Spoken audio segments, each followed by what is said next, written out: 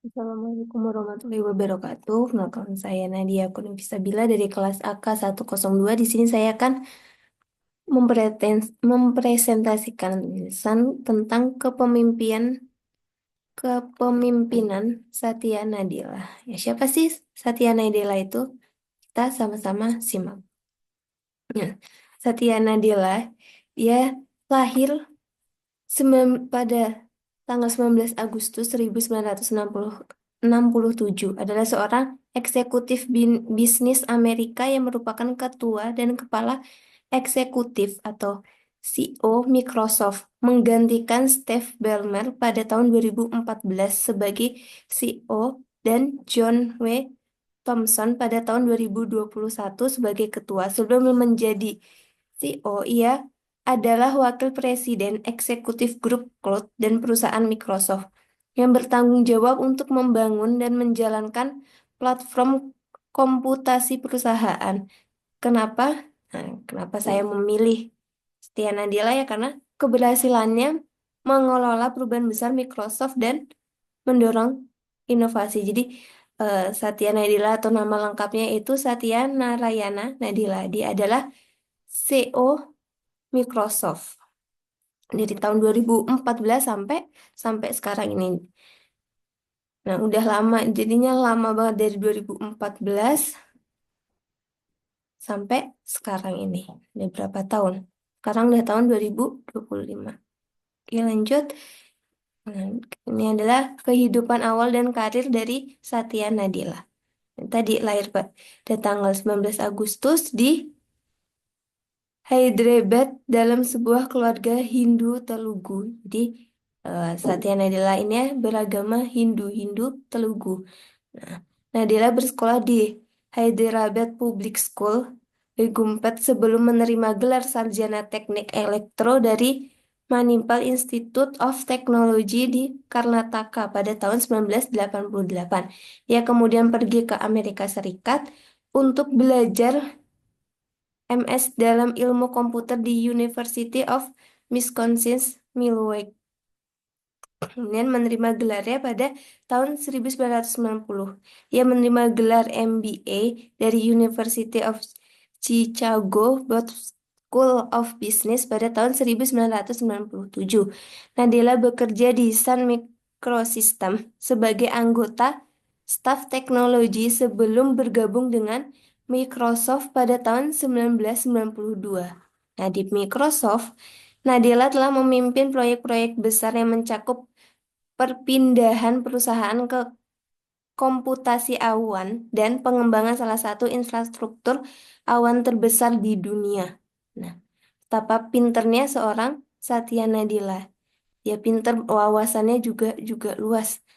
Kemudian Nadella bekerja sebagai Wakil Presiden Senior Penelitian dan Pengembangan atau RID untuk Divisi Layanan Online dan Wakil Presiden Divisi Bisnis Microsoft. Kemudian ia diangkat menjadi Presiden Bisnis Server dan Perkakas Microsoft senilai 19 miliar US dollar dan memimpin transformasi budaya bisnis dan teknologi perusahaan dari layanan klien ke infrastruktur dan layanan cloud. Ia telah berjasa membantu membawa basis data Microsoft, Windows Servers, dan perkakas pengembangan ke cloud Azure-nya. Nah, ini adalah Satya Nadella, CEO Microsoft. Ya, biasanya kan kita dengar Microsoft. Nah, salah satunya CEO-nya yaitu Satya Nadella. Dari awal karirnya Satya Nadella ini udah kelihatan dia jiwa kepemimpinannya sangat-sangat kuat. Hmm, Banyak juga jabatan-jabatan yang diterima oleh Satya Nadella karena juga kejujurannya, terus kepintarannya juga, nah, akhlaknya. Oke, lanjut. Kita lanjut ke pemimpinan dalam perubahan Setia Nadella. Nah, ini transformasi budaya perusahaan. Nah, saat Setia Nadella menjadi CEO Microsoft pada tahun 2014, ya jadi Setia Nadella ini menjadi CEO Microsoft pada tahun 2014 sampai sampai sekarang ini. Nah, perusahaan mengalami stagnasi inovasi dan menghadapi persaingan ketat dari Apple, Google, dan Amazon. Salah satu perubahan terbesar yaitu yang dilakukan Nadila adalah transformasi budaya organisasi dari know it all ke let in all. Yaitu Nadila memperkenalkan budaya pembelajaran di Microsoft. Ia mendorong karyawan untuk terus belajar berinovasi dan tidak takut gagal. Pendekatan membuat Microsoft lebih adaptif dan kreatif dalam menghadapi perubahan pasar dan empati sebagai kunci kepemimpinan. Nah, Nadila sering menekankan pentingnya empati dalam memimpin. Ia percaya bahwa pemimpin yang memahami kebutuhan karyawan dan pelanggan dapat mengelola perubahan dengan lebih efektif. Empati ini terlihat dalam caranya menginspirasi tim untuk menghadapi tantangan bersama. Jadi, apa namanya, biar tidak ketinggalan oleh pesaing-pesaingan seperti Apple, Google. Nah, Setia Nadila ini mau belajar nggak takut gagal.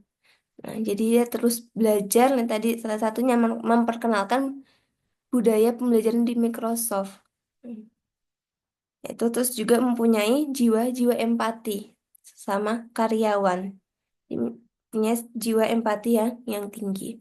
Yang kedua, fokus pada cloud dan mobile. Nadella menggeser fokus Microsoft dari soft tradisional seperti Windows ke strategi cloud first, mobile first. Itu pengembangan Azure. Microsoft Azure menjadi prioritas utama bersaing langsung dengan Amazon Web Service atau AWS di bawah kepemimpinan Nadella.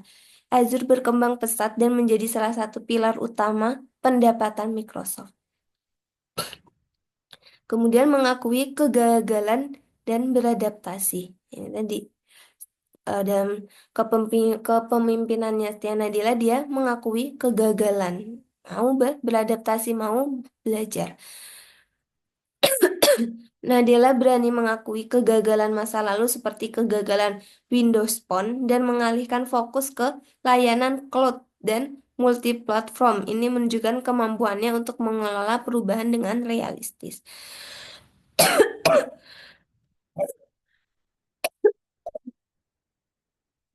Maaf.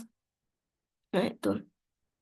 Jadi, dia mengakui kegagalan Windows Phone. Ya kan dulu di HP itu ada menggunakan Windows. Nah, itu gagal dia mau beradaptasi, mau belajar, mau mencari kegagalan apa sebenarnya yang gagal, berusaha untuk bangkit.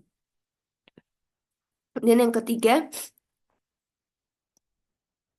membangun kolaborasi dan inklusivitas. Nadila menghapus budaya kompetitif internal dan menggantinya dengan budaya kolaboratif. Ia mendorong kerjasama lintas tim dan mendorong Microsoft untuk lebih terbuka terhadap komunitas pengembang melalui akuisisi GitHub dan dukungan software open source.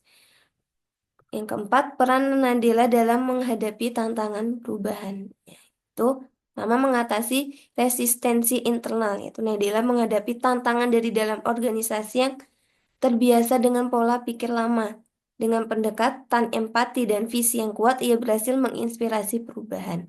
Dan komunikasi yang efektif. Ya, komunikasi harus menciptakan komunikasi yang bagus, yang efektif. Ia menggunakan komunikasi yang jujur dan transparan untuk membangun kepercayaan di antara karyawan dan pemangku kepentingan. Ini komunikasi yang baik. Jadi berjalan dengan lancar. Dia dia orangnya jujur, terus kemudian transparan kepada karyawan. Jadi karyawan juga merasa senang, merasa dianggap. Jadi bisa membangun kepercayaan tersebut. Lanjut kita ke pemimpinan dalam inovasi. Mendorong budaya inovasi. Satya Nadella memahami bahwa inovasi tidak hanya tentang teknologi, tapi juga tentang menciptakan lingkungan yang mendukung ide-ide baru. Ia membangun budaya inovatif di Microsoft yang mendorong karyawan untuk bereksperimen dan mengambil resiko. Mindset growth. Itu Nadila menanamkan prinsip growth mindset, yaitu pola pikir perkembangan di seluruh organisasi, mendorong karyawan untuk terus belajar, berinovasi, dan tidak takut gagal. Yang B, kolaborasi dan diversitas. Itu yang mempromosikan kolaborasi lintas tim dan memastikan keberagaman ide melalui inklusivitas dalam tim-tim pengembang. Dan ada inovasi teknologi strategis. Nah, di bawah kepemimpinan Nadella, Microsoft mengalami lonjakan inovasi di berbagai lini produk dan layanan. Itu cloud computing, Azure. Nadella mendorong pertumbuhan pesat Azure sebagai salah satu layanan cloud terbesar di dunia. Azure kini menjadi fondasi bagi berbagai solusi inovatif seperti AI, IoT, dan blockchain. Nah, nanti kita tahu sendiri ada AI. Udah banyak yang menggunakan AI. Kemudian kecerdasan buatan buatan AI. Ini kecerdasan buatan AI. Kita bisa tahu sendiri secerdas apa AI itu. Nah, Microsoft berinvestasi besar dalam AI, mengintegrasikannya ke produk seperti Office 365 atau Copilot, Azure AI, dan bahkan dalam platform pencarian Bing. Inisiatif seperti AI for Good juga menunjukkan komitmen Microsoft dalam menggunakan AI untuk tujuan sosial. C. Akuisisi strategis. Nah, Nadila memimpin akuisisi besar untuk memperkuat portofolio inovasi Microsoft, itu seperti LinkedIn pada tahun 2016, integrasi platform profesional terbesar ke dalam ekosistem Microsoft. Kemudian ada GitHub pada tahun 2018, menghubungkan Microsoft dengan komunitas pengembang terbesar di dunia. Kemudian ada Activision Blizzard pada tahun 2023, 2 tahun yang lalu, memperluas jejak Microsoft di industri gaming dan dunia metaverse.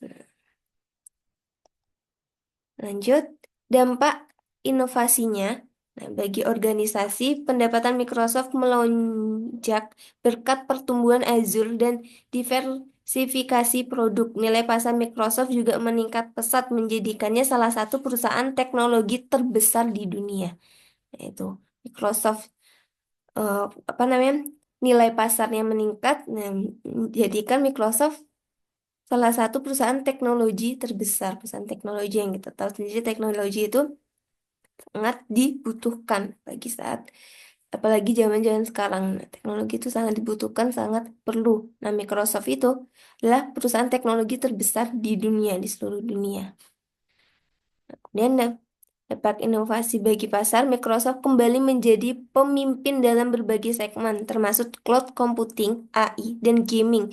Inovasi yang didorong Nadella juga mempengaruhi tren teknologi global. Untuk bagi masyarakat, Nadella memastikan inovasi Microsoft memiliki dampak positif bagi masyarakat melalui inisiatif seperti AI for Accessibility dan AI for Edge yang berfokus pada membantu penyandang disabilitas dan melindungi lingkungannya. Nah, ini adalah dampak inovasinya. Ada bagi organisasi, bagi pasar, bagi masyarakat. Bagi organisasi itu perusahaannya menjadi perusahaan teknologi terbesar di dunia. Eh, eh, Lanjut, gaya kepemimpinan inovatif. Nah, empati dan kolaborasi. Yang pertama ada empati dan kolaborasi. Nah, ia percaya bahwa pemimpin inovatif harus memiliki empati untuk memahami kebutuhan pelanggan dan karyawan. Dan ada visi jangka panjang. Nadila memimpin inovasi dengan visi yang jelas tentang masa depan teknologi, bukan hanya mengejar keuntungan jangka pendek. Jadi, eh Nadila ini membuat teknologi baru, inovasi-inovasi teknologi ini tuh dia tujuannya untuk teknologi jangka jangka panjang, bukan jangka pendek. Saya buat terus tiba-tiba redup tuh enggak, dia memikirkan untuk bisa terus berusaha, jadi, bisa terus untuk maju, meningkat meningkat pesat, tidak stuck di situ-situ aja. Jadi terus berinovasi biar tidak mati. Kemudian ada keberanian mengambil resiko. Jadi Nadila berani mengambil resiko, keputusan untuk mengakuisisi perusahaan besar dan mengubah fokus Microsoft menunjukkan keberaniannya dalam mengambil resiko strategis. Lanjut. Nah, dan ada pembelajaran dan rekomendasi. Nah, ada pembelajaran dari gaya kepemimpinan Satya Nadella. Seperti apa sih? Nah, ya tadi, nama dia memiliki empati sebagai inti kepemimpinan. Tadi juga udah dijelasin, Satya Nadella itu memiliki empati yang tinggi. Nah, salah satu pembelajaran terbesar dari Satya Nadella adalah pentingnya empati dalam memimpin. Nadella percaya bahwa pemimpin yang memahami kebutuhan tim dan pelanggan dapat menginspirasi inovasi dan membangun hubungan yang kuat. Empati juga membantu dalam mengolah perubahan besar dengan lebih manusiawi.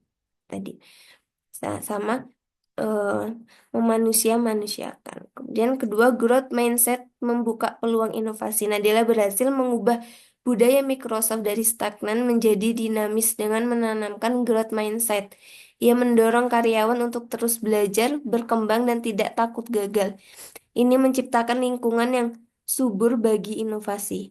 Kemudian, C, fokus pada kolaborasi dan inklusivitas. Dengan mendorong kolaborasi lintas tim dan menghilangkan sila antar divisi, Nadella meningkatkan efisiensi inovasi di Microsoft. Selain itu, pendekatannya yang inklusif memastikan berbagai perspektif dan ide baru ikut berkontribusi. Dan yang dia keberanian mengambil resiko dan beradaptasi. Nadella menunjukkan pentingnya berani mengambil resiko dalam inovasi seperti saat memimpin akuisisi besar, itu seperti LinkedIn, GitHub, Activision, Blizzard. Nah, ia juga tidak ragu mengakui kegagalan seperti dengan Windows Phone dan cepat beradaptasi untuk mengalihkan fokus perusahaan ke arah yang lebih menguntungkan. Tadi Stiana Nadella tuh berani mengambil resiko ketika dia gagal, dia mengakui terus kemudian dia langsung bangkit, langsung beradaptasi. Jadi nggak fokus pada kegagalan terus. Jadi dia terus berinovasi. Dan yang visi jangka panjang yang jelas adalah membuktikan bahwa pemimpin sukses adalah mereka yang memiliki visi jangka panjang dan mampu mengarahkan organisasi ke masa depan yang relevan dan inovatif seperti transformasi Microsoft menjadi perusahaan cloud dan AI. Lanjut, rekomendasi untuk pemimpin dan organisasi serupa. Pertama, bangun budaya empati dan pembelajaran. Pemimpin sebaiknya menanamkan nilai empati di lingkungan kerja, pahami kebutuhan tim, dorong mereka untuk terus belajar dan hargai kegagalan sebagai bagian dari proses inovasi. Itu. Pemimpin yang baik itu tadi memiliki empati di lingkungan, menanamkan empati di lingkungan kerja itu untuk pemimpin yang baik, memahami kebutuhan tim. Nah, ketika timnya itu gagal, ya jangan dicaci maki, jangan dijatuhkan, tapi terus dikasih semangat bahwa kegagalan itu tadi apa? Sebagai bagian dari proses. Dan terus belajar, ketika gagal terus belajar, terus berusaha. Nah, kita sebagai pemimpin jangan malah menjatuhkan, jangan malah menjelekan.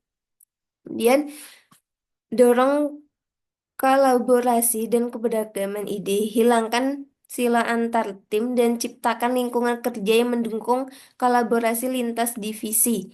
Berikan ruang bagi keberagaman ide dan pendekatan baru agar inovasi dapat berkembang lebih luas. Tuh, menciptakan lingkungan kerja yang mendukung kolaborasi. Jadi em, ketika kita bekerja sama-sama tim sama karyawan, berikan mereka peluang untuk mengeluarkan ide-ide yang cemerlang, yang lebih luas. Jangan malah di stop, jangan malah cuman karena kita nggak suka sama karyawan lain, sukanya sama satu karyawan ini, dia terus yang disetujui, mereka punya ide, dia disetujui yang lainnya enggak. Tapi kita harus memberikan peluang ke semua karyawan. Dan ambil resiko yang terukur. Jangan takut mengambil resiko strategis untuk mendorong inovasi. Tapi pastikan risiko tersebut dianalisis dengan cermat. Keputusan seperti akuisisi atau masuk ke pasar baru bisa membuka peluang besar jika dilakukan dengan visi yang jelas. Tadi jangan ambil eh, jangan takut mengambil resiko. Jadi ketika tapi supaya berani mengambil resiko, nanti kan bisa dianalisis dengan baik dengan cermat. Dan fokus pada pelanggan dan nilai jangka panjang. Inovasi terbaik adalah yang benar-benar memecahkan masalah pelanggan seperti Nadella yang berfokus pada solusi berbasis cloud dan AI. Pemimpin perlu menempatkan kebutuhan pelanggan sebagai prioritas dan membangun solusi yang relevan untuk masa depan. Kemudian ada integrasikan teknologi secara strategis. Di era digital, pemimpin perlu memahami potensi teknologi seperti AI, cloud computing, dan data analytics. Gunakan teknologi ini untuk mendukung operasional, inovasi produk, dan pengalaman pelanggan. Lanjut. Nah, di, kesimpulannya itu Setia Nadella telah membuktikan dirinya sebagai pemimpin transformasional yang berhasil membawa Microsoft keluar dari stagnasi dan mengarahkannya menjadi salah satu perusahaan teknologi paling inovatif dan bernilai tinggi di dunia. Nah, kepemimpinan Satya Nadella adalah inspirasi nyata tentang bagaimana seorang pemimpin dapat mengelola perusahaan besar dan mendorong inovasi. Tidak hanya untuk kemajuan bisnis, tapi juga untuk menciptakan dampak positif bagi karyawan, pelanggan, dan masyarakat luas. Cukup sekian penjelasan dari saya, presentasi dari saya, banyak kurangnya, banyak kelebihannya, mungkin kata-katanya kurang pas atau kurang enak didengar, saya mohon maaf yang sebesar-besarnya. Wassalamualaikum warahmatullahi wabarakatuh.